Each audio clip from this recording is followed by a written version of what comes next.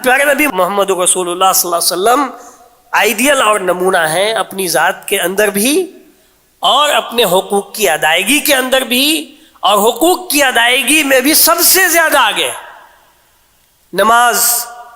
پیارے نبی محمد رسول اللہ صلی اللہ علیہ وسلم نے نماز کی فرضیت کا ذکر کیا۔ بنی الاسلام علی خمس، شہادت اللہ الہ الا اللہ و اقام الصلاۃ۔ نماز کا دوسرا، اسلام کا دوسرا بنیادی رکن، اسلامی تشخص اور شناخت ہے اس کی بنیاد کے اوپر۔ اور اللہ تعالیٰ نے قرآن کریم کے اندر بے شمار جگہ ایمان کے بعد جس عمل کا تذکرہ کیا ہے خصوصیت کے ساتھ اور کثرت کے ساتھ، وہ ہے اقامت صلاۃ، نماز کو قائم کرنا۔ پیارے نبی محمد رسول اللہ صلی اللہ علیہ وسلم کی زندگی میں ہم دیکھیں کہ آپ صلی اللہ علیہ وسلم نماز کتنی پڑھتے تھے اور کیسی پڑھتے تھے۔ سبحان اللہ، ہم سے 5 وقت پابندی کے ساتھ نماز نہیں ہوتی۔ پیارے نبی محمد رسول اللہ نہ صرف یہ کہ 5 وقت نماز پڑھتے، بلکہ پوری زندگی آپ صلی اللہ علیہ وسلم کی فرض نماز قضا ہی نہیں ہوئی سوائے 2 وقت کے۔ جنگ احزاب میں عصر کی نماز قضا ہو گئی، جنگ کی حالت میں تھے اور اس قدر مشغولیت تھی، اور ایک اور کسی غزوے سے آپ صلی اللہ علیہ وسلم لوٹ رہے تھے اور ایک وادی میں سوئے اور وہاں سب کو نیند آ گئی اور فجر کا وقت نکل گیا۔ پھر آپ صلی اللہ علیہ وسلم نے اس وادی کو فوراً چھوڑا اور نماز پڑھا۔ یہی 2 وقت آتا ہے، اور تیسرا وہ آتا ہے، وہ وقت آتا ہے جب آپ صلی اللہ علیہ وسلم کا مرض کا وقت تھا، مرض الموت کے ایام تھے، جو 3 دن آپ بیمار تھے، سخت بیمار تھے، شدید بخار آپ کو لاحق تھا، لیکن اس کے باوجود آپ 2 آدمی کے سہارے آتے تھے مسجد کے اندر اور آپ نے نماز پڑھی۔ لیکن جب آپ کے اوپر 3 دن مرنے سے پہلے، وفات پانے سے پہلے 3 دن جب غشی کا عالم ریگولر ہو گیا، کنٹینیو ہو گیا، اور جب بھی اٹھتے اور غشی آتی تو اس پیریڈ میں آپ مسجد نہیں آ سکے تھے۔ بس یہی چیز ہے، ورنہ آپ صلی اللہ علیہ وسلم کی زندگی نماز، اس لیے کہ آپ صلی اللہ علیہ وسلم نے کہا کہ الصلاۃ قرۃ عینی، نماز تو میری آنکھ کی ٹھنڈک ہے۔ مصیبت کی گھڑی میں خاص طور پر آپ صلی اللہ علیہ وسلم جس چیز کا سب سے زیادہ سہارا لیتے تھے وہ ہے صلاۃ، نماز ہے۔ ہم لوگوں کا ایمان اتنا کمزور ہے، ہمارا معاملہ بالکل برعکس ہے۔ مصیبت کی گھڑی میں ہم سب سے زیادہ جس کو ضائع کر دیتے ہیں وہ ہے نماز ہے۔ تھوڑی سی مصیبت آ گئی، بچہ بیمار پڑ گیا، خود بیمار پڑ گئے، کوئی ٹینشن آ گیا، اس میں سب سے چیز جو ضائع ہوتی ہے تجرباتی طور پر ہے، میں بتا رہا ہوں آپ کو، سب سے زیادہ جس چیز کو ہم ضائع کر دیتے ہیں وہ ہے نماز، جبکہ وہی پیارے نبی محمد رسول اللہ صلی اللہ علیہ وسلم کی زندگی کا بڑا امتیازی پہلو ہے۔ یہ آپ دیکھیے، جنگ بدر ہے، پہلی جنگ ہونے والی، پہلی جنگ، یہاں صحابہ میدان کارزار میں صف بندہ ہے، اور پیارے نبی محمد رسول اللہ صلی اللہ علیہ وسلم اپنے خیمے کے اندر اللہ رب العالمین سے گریہ وزاری کر رہے ہیں اور نماز پڑھ رہے ہیں۔ میدان کارزار میں نماز کی پابندی واجب ہے، اس کی صورت الگ ہے، کھڑے کھڑے نماز ہوتے، اس کی صورتیں آئی ہیں، حدیث کے اندر موجود ہے، لیکن نماز معافی نہیں ہے۔ آپ اندازہ کر لیجیے، پیارے نبی محمد رسول اللہ صلی اللہ علیہ وسلم نہ صرف یہ کہ 5 وقت، بلکہ اشراق کی نماز، چاشت کی نماز، یہ نمازیں آپ صلی اللہ علیہ وسلم کی زندگی کے اندر تھی، اور آپ نے تہجد تو کبھی چھوڑا ہی نہیں، بلکہ واجب تھی آپ کے اوپر۔ اور آپ صلی اللہ علیہ وسلم تہجد، ایسی تہجد پڑھتے تھے کہ یہ تورم قدمہ، ام المؤمنین حضرت عائشہ رضی اللہ تعالیٰ عنہ بیان کرتی ہیں کہ اس قدر آپ قیام کرتے تھے، اس قدر لمبا قیام آپ کا ہوتا تھا کہ اس کی وجہ سے آپ کے دونوں قدم پھول جاتے تھے، ورم زدہ ہو جاتے تھے، اور ام المؤمنین عائشہ رضی اللہ تعالیٰ عنہ کو نہیں رہا جاتا تو وہ پوچھتی کہ اے اللہ کے رسول، آپ اتنی محنت اللہ تعالیٰ کی عبادت میں کر رہے ہیں، جبکہ اللہ رب العالمین نے آپ کے اگلے پچھلے دونوں گناہ کو معاف کر دیا ہے۔ اللہ اکبر۔ تو آپ صلی اللہ علیہ وسلم نے کہا افلا اکون عبدا شکورا، کیا میں اللہ کا شکر گزار بندہ نہ رہوں؟ یعنی جب اللہ تعالیٰ نے اتنا بڑا انعام کیا ہے میرے اوپر، اتنا احسان کیا ہے، ایسی نعمت سے سرفراز کیا ہے، تو ہمارے اوپر تو اور بھی اللہ کی شکر گزاری واجب ہوتی ہے۔ اس لیے اہل علم نے لکھا ہے کہ جس کو زیادہ نعمت ملے نا، اس کے اوپر زیادہ شکر گزاری واجب ہے، زیادہ شکر گزاری کرنی ہوگی، تب وہ اللہ رب العالمین کا شکر گزار بندہ ہوگا۔ یہ پیارے نبی محمد رسول اللہ صلی اللہ علیہ وسلم کی سیرت طیبہ کا ایک پہلو ہے۔ پھر نماز کی پوری تفاصیل موجود ہیں، اس تفصیل میں ہم نہیں جائیں۔ روزہ نہ صرف یہ کہ امت کے اوپر، امت کو تلقین کی ہے آپ صلی اللہ علیہ وسلم نے، اور امت کے اوپر فرض، بالغ، باشعور، مکلف، مقیم کے اوپر تو رمضان کا 1 مہینہ فرض ہے، لیکن پیارے نبی محمد رسول اللہ صلی اللہ علیہ وسلم کے روزے کی حالت دیکھیے۔ آپ رمضان اور رمضان سے پہلے شعبان کے اکثر ایام کا روزہ آپ صلی اللہ علیہ وسلم رکھا کرتے تھے۔ محرم کا روزہ، ذی الحجہ کے ابتدائی ایام کا روزہ، ہفتے میں آپ صلی اللہ علیہ وسلم سوموار اور جمعرات کا روزہ ریگولر رکھتے، کنٹینیو۔ تو آپ صلی اللہ علیہ وسلم سے آگے بھی کوئی اس میدان میں بھی نہیں، اور کسی بھی میدان میں نہیں، بلکہ آپ صلی اللہ علیہ وسلم تو روزہ میں تواصل کرتے تھے، مواصلت کرتے تھے، یعنی لگاتار 2 دن 3 دن تک آپ صلی اللہ علیہ وسلم کھاتے پیتے ہی نہیں تھے اور لگاتار روزے کی حالت میں ہوتے تھے۔ تو بعض صحابہ نے نبی صلی اللہ علیہ وسلم سے پوچھا کہ یا رسول اللہ، ہم لوگ بھی چاہتے ہیں کہ 2-3 دن تک رکھیں۔ آپ صلی اللہ علیہ وسلم نے منع فرمایا، کہا نہیں، تم لوگ مت کرو، میرا رب مجھے کھلاتا اور پلاتا ہے۔ یعنی اللہ رب العالمین نبی صلی اللہ علیہ وسلم کو وہ قوت اور طاقت روحانی ایسی عنایت فرماتا ہے جس کی وجہ سے آپ صلی اللہ علیہ وسلم وہ عبادت کر پاتے ہیں۔ لیکن عام لوگوں کو نبی صلی اللہ علیہ وسلم نے منع کر دیا کہ تمہارے لیے مواصلت نہیں ہے، یعنی اب کوئی 2 دن تک لگاتار روزہ رکھے گا وہ نبی صلی اللہ علیہ وسلم کی سنت کے خلاف کرے، نہیں ہے ہمارے لیے۔ یہ امت کے اوپر نبی صلی اللہ علیہ وسلم کی شفقت دیکھیے، اور آپ صلی اللہ علیہ وسلم کا خود اب عبادت میں اس قدر انہماک اور اس قدر جہد اور مشقت ہے۔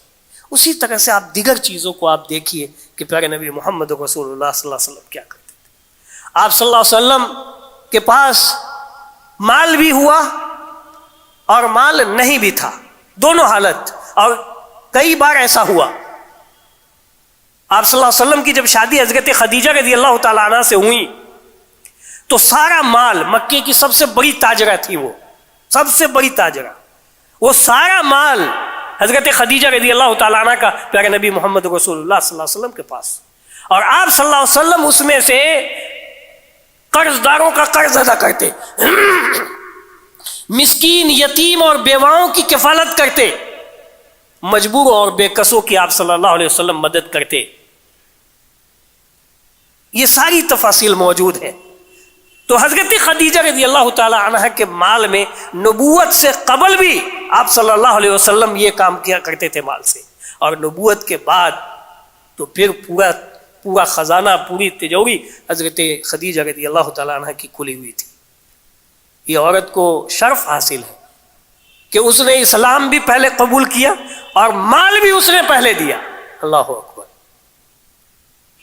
اس کا سب سے زیادہ مال بھی اللہ کے راہ میں لگا۔ تو یہ اس زمانے میں تو نبی صلی اللہ علیہ وسلم کا یہ کردار ہے۔ اور پھر ایک ایسا زمانہ بھی آیا کہ 3 سال تک جب محاصرہ کر دیا گیا، گھیرا بندی کر دی گئی، تو 3 سال تک آپ صلی اللہ علیہ وسلم شیب ابی طالب میں رہے، اور ام المؤمنین حضرت خدیجہ رضی اللہ تعالی عنہا بھی تھی۔ 3 سال تک جب سوشل سماجی بائیکاٹ کیا گیا، حتیٰ کہ کھانے پینے کی چیزوں کو بھی وہاں تک پہنچنے سے روکا گیا تھا، اس قسم پرسی میں بھی پیارے نبی محمد رسول اللہ صلی اللہ علیہ وسلم نے اپنی زندگی گزاری ہے، اور یہ نمونہ اور آئیڈیل ہے ہمارے پاس۔ اور پھر آگے بڑھیے، جب اور بھی مدینے کا زمانہ آیا، ہجرت کے بعد فتوحات کا سلسلہ شروع ہوا، تو مال تو آسمان سے برسنے لگا، پھر زمین اپنے خزانے نکالنے لگی، اور بیت المال میں تو مال کی کثرت ہونے لگی۔ تو اس وقت بھی پیارے نبی محمد رسول اللہ صلی اللہ علیہ وسلم نے اس مال کا کیا کیا؟ صدقات و خیرات۔ شروع کے زمانے میں تو ہوتا نہیں تھا، مال ہی نہیں تھا، لیکن جب فتوحات کا زمانہ ہوا تو پھر مال کی کثرت ہوئی اور بیت المال بھر جاتا تھا، بخاری اور مسلم کی روایت ہے کہ بحرین سے حضرت انس بن مالک رضی اللہ تعالیٰ عنہ بیان کرتے ہیں کہ بحرین سے ایک بار مال آیا اور مالی نے کہا کہ بہت خزانہ آیا، خوب آیا، بہت بڑی تعداد میں بحرین سے خراج کا مال تھا۔ پیارے نبی محمد رسول اللہ صلی اللہ علیہ وسلم سے پوچھا گیا تو آپ صلی اللہ علیہ وسلم نے کہا کہ مسجد میں رکھ دو۔ حضرت انس بیان کرتے ہیں کہ پیارے نبی محمد رسول اللہ صلی اللہ علیہ وسلم جب اپنے گھر سے نکلے تو اس مال کی طرف دیکھا بھی نہیں اور سیدھا آپ نے فجر کی نماز ادا کی، اور فجر کے بعد جب آپ صلی اللہ علیہ وسلم مال کی طرف گئے اور بیٹھے تقسیم کرنے کے لیے تو اس وقت تک اس مال کو تقسیم کرتے رہے یہاں تک کہ وہ پورا مال ختم ہوا، پورا مال ختم ہوا، اور وہاں سے آپ صلی اللہ علیہ وسلم اس طرح دامن کو جھاڑ کر کے نکلے کہ کہیں کوئی دامن کے اندر مال کا کوئی دھبا نہ رہا ہو۔ یہ ہے نمونہ۔ پیارے نبی محمد رسول اللہ صلی اللہ علیہ وسلم نے صرف یہ نہیں کہا کہ مال خرچ کرو، بلکہ آپ صلی اللہ علیہ وسلم نے خرچ کیا۔ اور داد و دہیش کا تو یہ عالم تھا کہ دنیا حیران تھی۔ بھائیو، مال جو ہے نا انسان کی زندگی، دنیا کی زندگی کی آسائش و عشرت کا جو سبب ہے اور اس کی جو تقویم ہے، اس کی جو بنیاد ہے، یہ حقیقت سب کے اوپر واضح ہے، لیکن آپ یہ یقین جانیے کہ یہ آخرت کی بھی بڑی بنیاد ہے۔ جس دنیا میں ہم جانے والے ہیں اس کی بھی یہ بہت بڑی بنیاد ہے۔